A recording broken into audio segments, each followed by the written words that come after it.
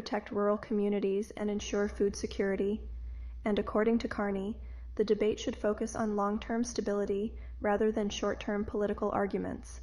Still, the question remains, will this disagreement remain a political talking point?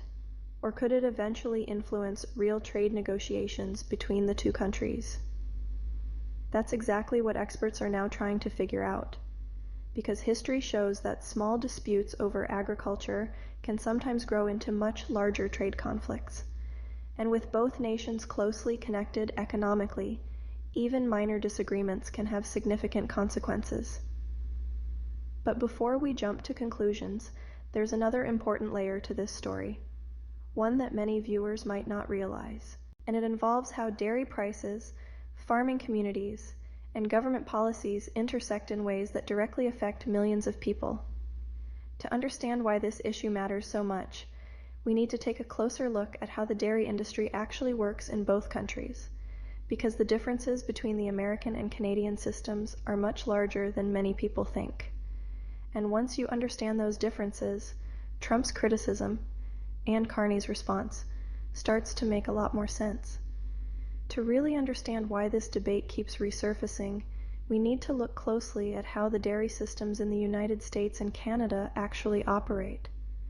Because while both countries produce huge amounts of dairy products, the way they manage their industries is dramatically different. And those differences are at the heart of the argument between former U.S. President Donald Trump and Canadian Prime Minister Mark Carney. Let's start with Canada. Canada's dairy industry is built around something called supply management. This system was introduced in the 1970s to stabilize the agricultural sector and protect farmers from volatile market swings. Under supply management, the government carefully controls three main things. First, how much dairy is produced domestically. Second, how much dairy can be imported from other countries. And third, the price farmers receive for their milk. Farmers must hold production quotas, which essentially act like licenses that allow them to produce a specific amount of milk. These quotas are tightly regulated. The goal is to ensure that production closely matches domestic demand. Supporters say this system keeps dairy prices stable and protects farmers from sudden market collapses. But critics argue that it creates barriers that limit competition and raise prices for consumers. Now compare that with the United States. Unlike Canada, the U.S. dairy market is much more open and market-driven. American farmers are free to produce as much milk as they want, but that freedom comes with risk, because when production increases too quickly, it can flood the market and push prices downward. This means that American dairy farmers often experience dramatic price fluctuations. In some years, they earn strong profits. In other years, they struggle to survive. To help stabilize the industry, the U.S. government uses subsidies, insurance programs, and support payments. But these programs work differently from Canada's quota-based system. Instead of controlling supply directly, the U.S. approach focuses on financial assistance when markets become unstable. This difference in philosophy is one of the biggest reasons the debate between the two countries keeps returning. Supporters of the Canadian model say it prevents destructive price wars. They argue that farmers can plan their businesses more effectively because they know roughly what price they will receive. In contrast, critics say the system limits competition and prevents international trade from operating freely. And that's exactly where Trump's criticism comes in. During his presidency, Trump frequently accused Canada of unfairly restricting American dairy exports. He argued that U.S. farmers should have greater access to Canadian markets. According to Trump, American producers could supply high-quality dairy products at competitive prices. But Canada's tariffs and quotas make it difficult for those products to enter the market. At times, tariffs on certain dairy imports into Canada can exceed 200%. For American farmers, that effectively blocks large-scale exports. That's why the issue became a major point of tension during negotiations for the United States-Mexico-Canada agreement. The agreement replaced NAFTA and was signed after months of intense negotiations. During those talks, American officials pushed hard for greater access to Canada's dairy sector. Eventually, Canada agreed to allow slightly more U.S. dairy imports. but the fundamental supply management system remained untouched, and that compromise left some American politicians unsatisfied. Trump was among the most vocal critics. He repeatedly described Canada's dairy rules as unfair and argued that they harmed American farmers. Now, with his latest comments, the controversy has resurfaced once again. But Prime Minister Mark Carney responded by emphasizing that every country protects its agricultural industries in different ways. According to Carney, Canada's system is transparent and designed to balance the interests of farmers and consumers.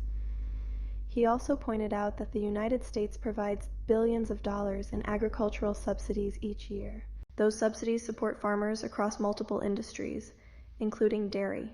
So while the systems may look different on the surface, both countries are trying to achieve similar goals: protecting farmers, maintaining food production, and ensuring stable supply chains. Still, the debate continues. American dairy producers say the Canadian system limits their opportunities.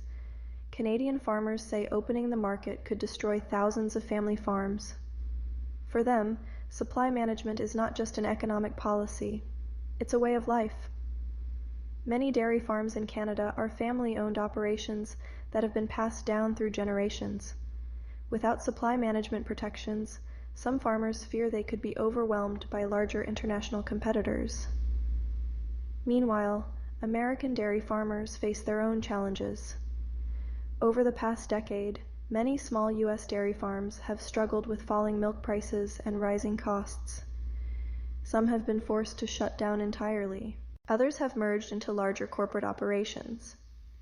These pressures make access to new markets incredibly important. That's why American producers often look north toward Canada. But the debate is about more than just farmers.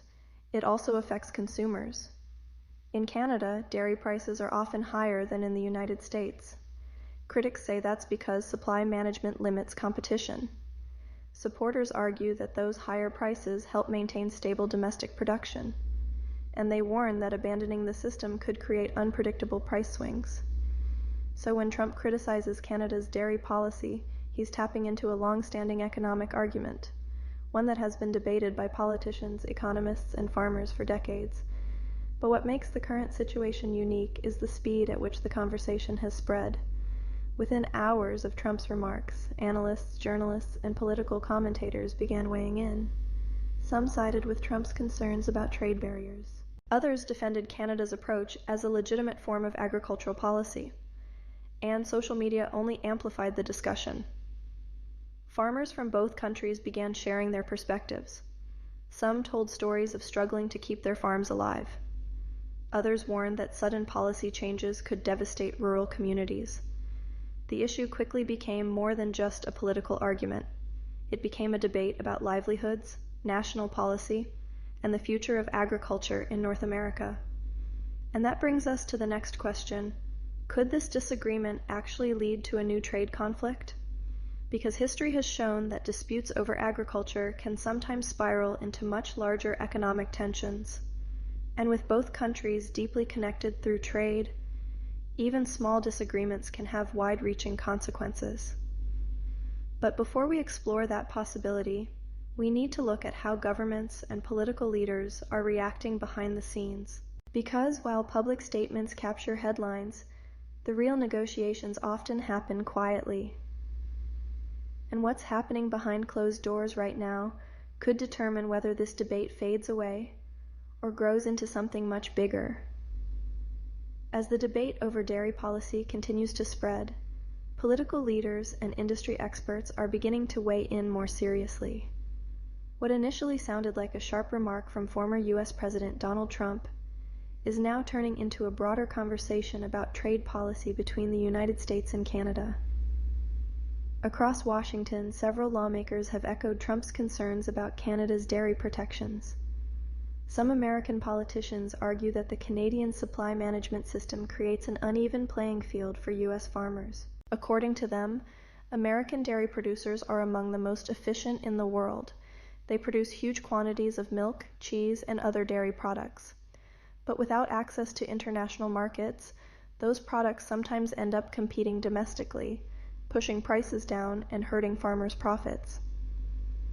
For many American dairy farmers, Canada represents a nearby market that seems just out of reach. And that's why every time trade negotiations happen between the two countries, dairy becomes one of the most sensitive issues on the table. Meanwhile, in Ottawa, Canadian officials are responding carefully. Prime Minister Mark Carney has emphasized that Canada's dairy system is not designed to target American farmers specifically. Instead, he argues that the policy exists to protect Canada's domestic agricultural stability. Carney has pointed out that dairy farms are essential to many rural communities across Canada. Thousands of families rely on dairy production as their primary source of income. Without supply management protections, many of those farms could face intense pressure from larger international producers. In his response, Carney stressed that Canada remains committed to fair trade and strong relations with the United States. But he also made it clear that Canada has the right to manage its agricultural policies in ways that protect its own farmers. That message reflects a broader philosophy within Canadian politics. Many policymakers believe supply management has helped preserve a stable agricultural sector for decades, and while reforms have occasionally been discussed, eliminating the system entirely remains politically difficult. As political reactions grow louder, industry groups are also stepping into the conversation.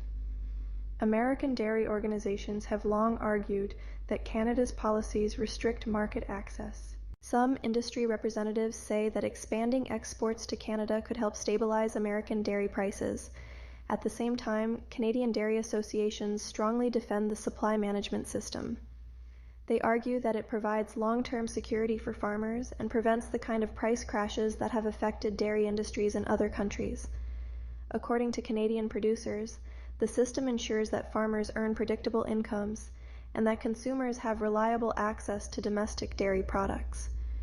So while politicians debate trade fairness, farmers on both sides of the border are focused on something more immediate: survival. The economics of dairy farming can be extremely challenging. Feed costs fluctuate, fuel prices change, weather conditions affect production, and global dairy markets can swing dramatically from year to year.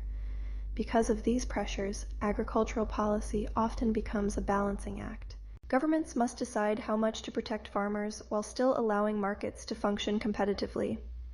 And that balance is rarely easy to achieve.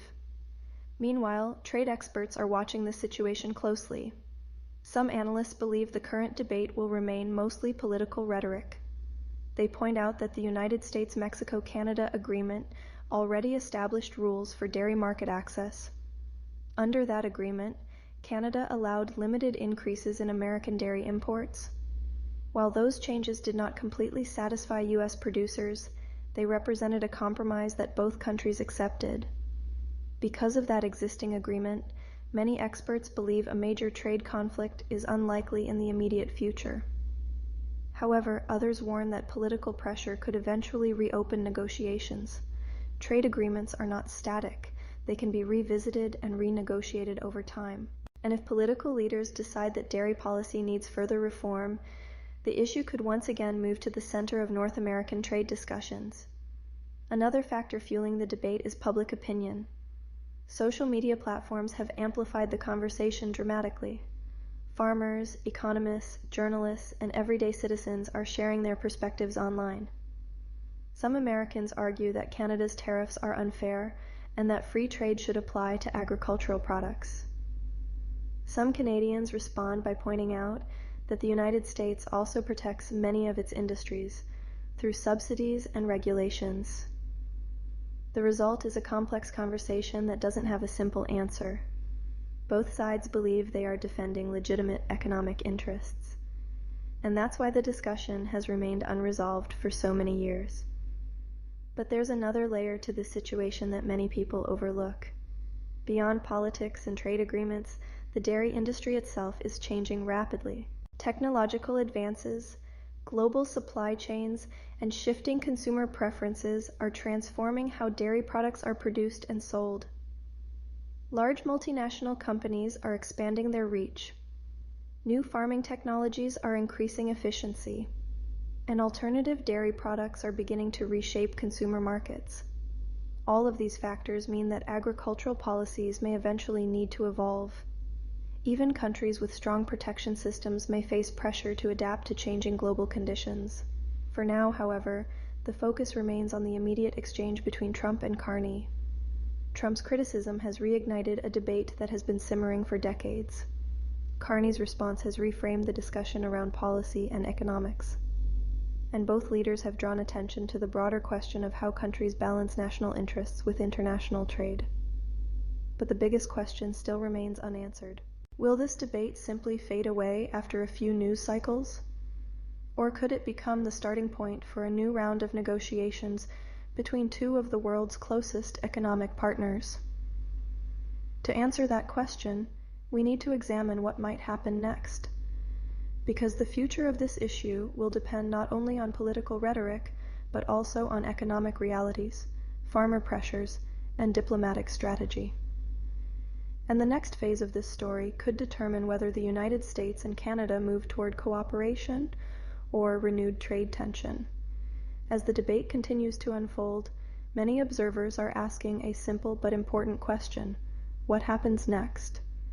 The exchange between former U.S. President Donald Trump and Canadian Prime Minister Mark Carney has reignited a discussion that touches on economics, diplomacy, and the future of agriculture across North America. At first glance, the issue might appear to be about milk, cheese, and trade regulations. But beneath the surface, it reflects something much bigger. It highlights how two closely connected economies, the United States and Canada, approach economic protection, domestic policy, and international competition. These countries share one of the largest trading relationships in the world. Every single day, billions of dollars in goods move across the border.